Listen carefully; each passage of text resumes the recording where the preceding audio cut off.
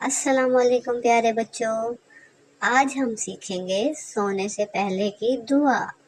پتہ ہے جب ہم دعا پڑھ کر سوتے ہیں تو ہمیں نیند بہت اچھی آتی ہے اور خواب بھی بہت اچھے آتے ہیں، اس لیے سونے سے پہلے دعا ضرور پڑھ کر سوئیں۔ آئیں ہم دعا یاد کرتے ہیں۔ اللہم بسمک آمنت و احیا۔ پھر سے پڑھتے ہیں، اللہم بسمک آمنت و احیا۔